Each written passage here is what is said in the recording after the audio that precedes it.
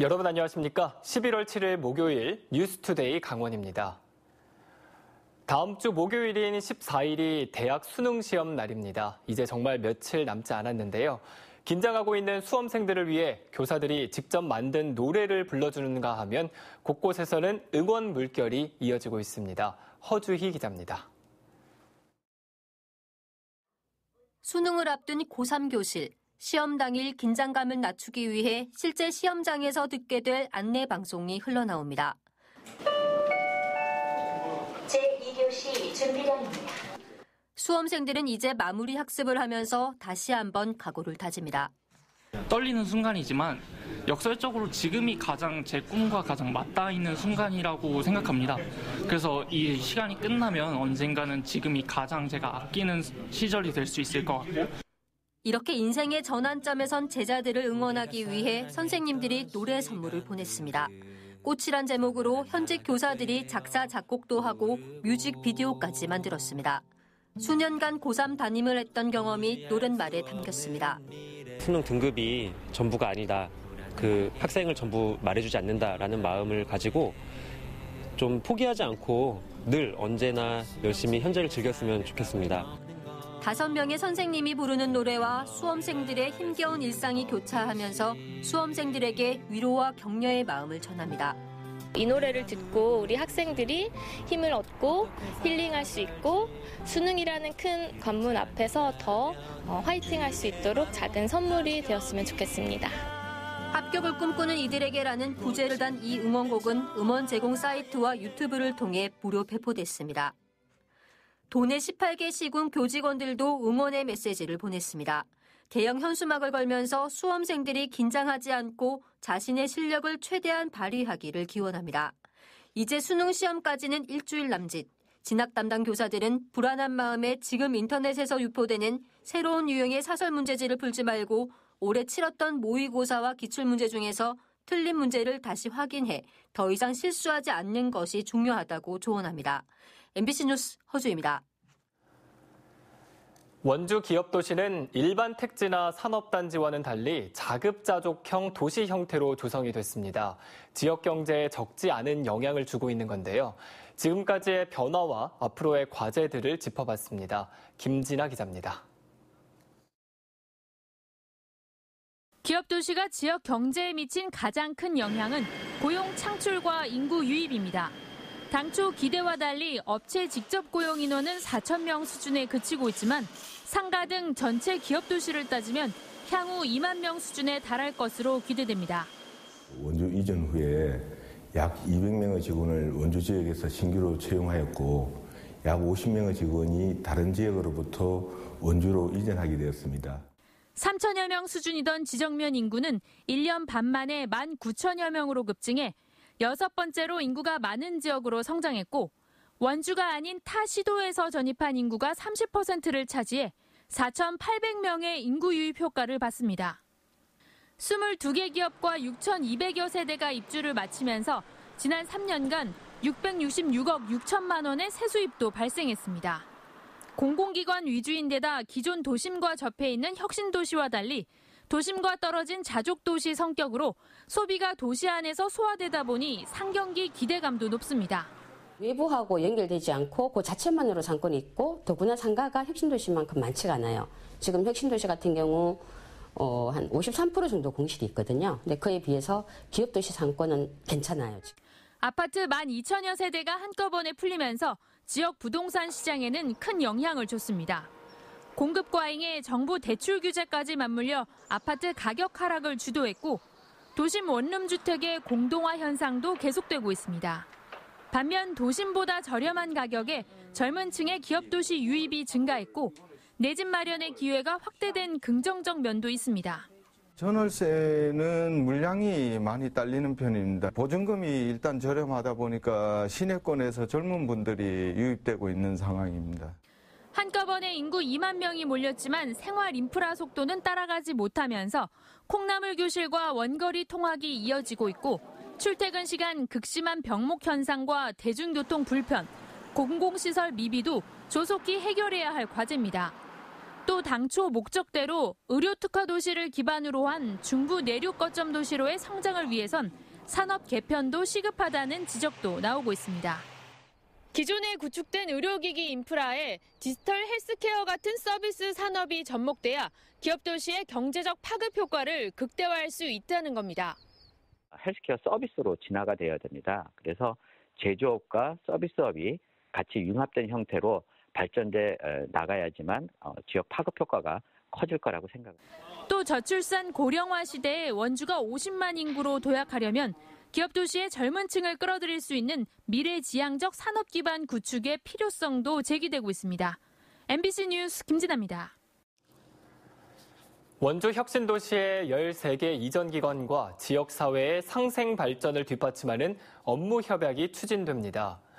업무협약에는 지역사회 문제 해결을 위한 이전기관의 인적, 물적 자원 개방과 지역 인재 육성과 일자리 창출 노력, 그리고 지역 생산품 구매 확대와 상생발전기금 조성 방안 등이 포함될 것으로 알려졌습니다. 원주시와 원주혁신도시 13개 이전기관은 오는 12일 건강보험공단에서 국가균형발전위원회 위원장 등이 참석한 가운데 이 같은 내용의 상생발전 MOU를 체결할 예정입니다. 지난 5월 8명의 사상자를 낸 강릉과학산업단지 수소탱크 폭발 사고에 대해 경찰의 수사 결과가 나왔습니다. 경찰은 설계와 제조, 관리 과정에서 과실이 있는 것으로 보고 1명은 구속, 9명은 불구속 기소 의견으로 검찰에 송치하기로 했습니다. 배연환 기자가 보도합니다. 지난 5월 강릉과학산업단지에 있던 수소탱크가 엄청난 굉음과 함께 폭발했습니다. 이 사고로 공장을 견학하던 2명이 숨지고 6명이 다쳤고 강원도 추산 340억 원의 재산 피해가 발생했습니다. 강릉경찰서의 수사 결과 수소탱크 폭발 사고는 설계부터 관리까지 문제가 있었던 것으로 드러났습니다. 경찰은 관련 기관과 업체 직원 10명을 업무상 과실치사상 혐의로 입건한 가운데 1명을 구속하고 9명은 불구속 기소 의견으로 검찰에 넘기기로 했습니다. 또 국립과학수사연구원 감정 결과 등을 토대로 분석한 결과 수소탱크로 산소가 폭발 범위인 6% 이상 유입된 상태에서 화학적 폭발이 일어났다고 설명했습니다. 물에서 수소를 분리하는 수전의 시설 설계 도면에 안전장치가 없었고 제조업체도 이 문제를 발견하지 못했으며 관리 과정에서도 점검 사항을 제대로 검사하지 않았다는 겁니다. 즉 안전장치 없이 시험 가동에 들어가 400여 시간 만에 폭발 사고가 발생했습니다. 경찰은 수사 과정에서 드러난 안전관리 문제점을 관련 기관에 통보하고 법령과 제도 개선을 건의할 예정입니다. MBC 뉴스 배연환입니다. 정부가 항만 지역의 대기오염을 줄이기 위해 이 항만 대기질 관리구역이라는 것을 지정을 하고 있는데 동해항이 여기서 빠지게 됐습니다. 이 동해시와 주민들이 먼지 공해가 심하다며 반발을 하자 해양수산부는 오해가 있다고 해명했습니다. 유인호 기자가 보도합니다. 해양수산부는 지난해 제정된 항만 대기질 특별법을 근거로 항만 대기질 관리구역을 지정할 예정입니다. 선박 입출항이 많은 부산, 인천, 평택 등 5대 항과 주변 항만들이 대상입니다. 이 구역에서는 선박의 운항 속도를 늦춰야 하고 오염물질 배출이 적은 연료를 사용해야 합니다. 내년부터 시행할 예정인데 동해항이 제외돼 동해시와 주민들이 반발하고 있습니다.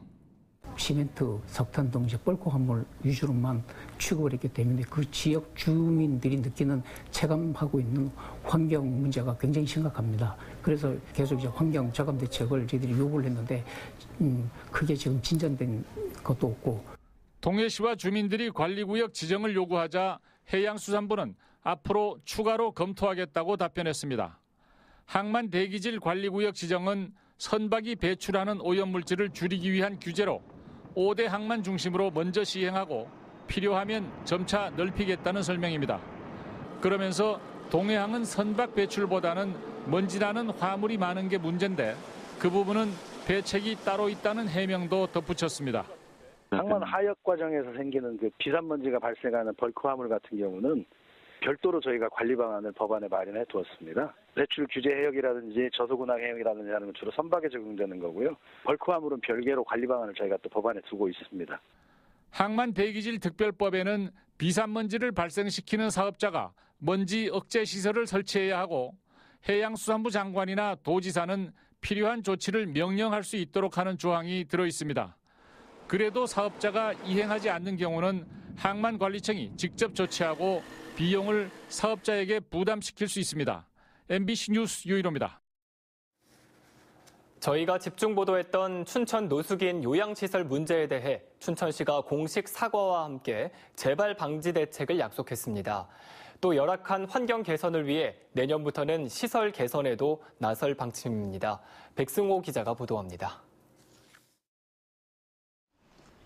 춘천 노숙인 요양시설 문제에 대해 춘천시가 시민들과 시설 이용자들에게 사과했습니다.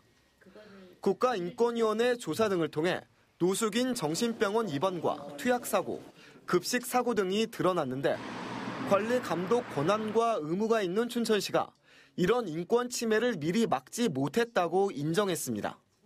지도 감독 기관으로서 사전에 예방하지 못한 것에 대하여 사용자와 시민 여러분께 깊은 사과를 드리며 인권위의 권고를 수용합니다.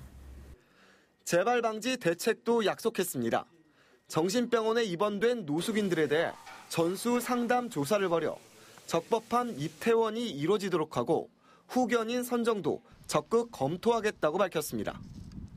또 당시 시설 담당 공무원에게는 사실관계를 확인해 그에 상응하는 인사조치를 할 계획입니다. 앞으로 해당 종교단체 시설 운영을 계속 맡길지 여부는 입소인 생활 안정과 법적 관계를 고려해 결정하겠다고 밝혔습니다. 입소인들이 갑자기 어떻게 바뀌어지는 환경이나 이런 거에 대해서도 좀 더 예고를 하고 이런 기간이 필요하지 않나 이런 생각들을 저희는 하고 있습니다. 춘천시는 노숙인 요양시설의 시설 개선에도 나서기로 했습니다. 이번 문제의 원인이 열악한 시설 환경에도 있다며 모두 90억 원을 들여 내년부터 시설 증개축을 추진합니다.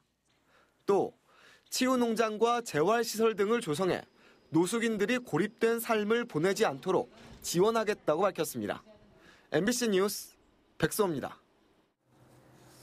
강원도의회의 제286회 정례회가 오늘 개회식을 시작으로 12월 13일까지 37일 동안 진행됩니다.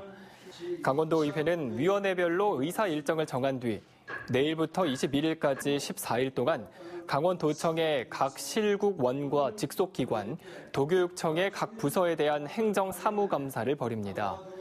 이어 11월 25일부터는 강원도의 2020년 예산 6조 8천억 원에 대한 예비심사가 각 상임위별로 있게 되며 12월 3일부터는 예산결산위원회가 열려 새해 예산안을 본격적으로 심의할 예정입니다. 강원국제예술제가 오는 19일부터 다음 달 3일까지 보름 동안 홍천 옛 탄약정비공장과 홍천미술관에서 열립니다. 탄약정비공장에서는 14명 작가의 80여 점의 회화와 조각품이 전시되는데 군사시설을 문화예술화한다는 의도가 있습니다. 또 홍천미술관에서는 박수근 화백 등 7명 화가의 작품이 전시됩니다. 강원문화재단은 올해 국제예술제는 2013년부터 경연으로 진행되던 비엔날레의 후속 행사라며 올해 강원작가전, 내년에는 강원키즈 트리엔날레, 내후년에는 강원국제 트리엔날레를 개최할 계획입니다. 2022년 강원 세계 산림 엑스포 유치를 위해 준비 작업이 본격화됐습니다. 강원도는 학계와 연구기관, 전문가 등 30명으로 구성된 산림 엑스포 자문위원회를 구성하고 엑스포 유치 장소와 경제성을 분석하는 타당성 연구 용역을 시작했습니다. 이 용역 결과는 내년 6월쯤에 나오게 됩니다. 강원도는 도내 전체 면적의 82%를 차지하는 산림을 자원으로 활용하기 위해 올해 4월부터 산림 엑스포를 추진하기 시작했습니다. 9월 도내 어업 생산량이 태풍 등의 기상 여건 악화로 지난해보다 크게 줄어든 것으로 나타났습니다. 통계청이 발표한 어업 생산 통계에 따르면 올해 9월 도내 어업 생산량은 4,640톤으로 지난해 같은 기간 6,123톤보다 24.2%가 감소했습니다. 어종별로는 오징어와 문어가 지난해보다 각각 51.1%, 25.5%가 줄었고 붉은 대게와 방어는 전년보다 60.9%, 33.8%가 줄었습니다. 9월 어업 생산량은 174억 5천여만 원으로 지난해 같은 기간 252억 2천여만 원보다 30.8%가 감소했습니다. 김장철을 앞두고 식품의약품안전처는 강원도 등 일선 지자체와 합동으로 김장 재료에 대한 위생 관리를 점검합니다. 이번 점검은 오는 11일부터 15일까지 절임 배추와 고춧가루, 젓갈, 양념류 등 김장김치의 주요 재료를 제조, 가공하는 식품업체를 대상으로 합니다.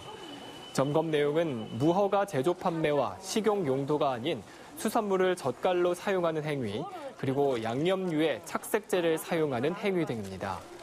식약처는 고의적 불법 행위에 대해서는 영업 정지 등 행정 처분과 함께 형사 고발한다는 계획입니다. 삼척시가 태풍 피해 사유시설에 대해 상하수도 요금을 감면하기로 했습니다. 삼척시는 태풍 미탁으로 피해를 입은 시민들의 어려움을 덜어주기 위해 건물이 파손된 가구는 2개월치 상하수도 요금을 전액 감면하고 침수 피해를 입은 경우에는 1개월치 요금을 감면하기로 했습니다. 감면 대상은 재난관리 시스템의 피해 시설로 등록된 주택이나 상가, 공장 등으로 한정합니다.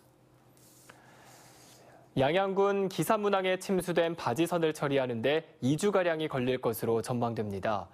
속초해양경찰서는 항 출입구를 막고 있던 오일 펜스를 바지선 주위로 이중으로 설치했고 선박에 있던 경유 2만 4천 리터는 육상으로 옮겼다고 밝혔습니다. 이상으로 뉴스투데이 강원을 마칩니다. 시청해주신 여러분 고맙습니다.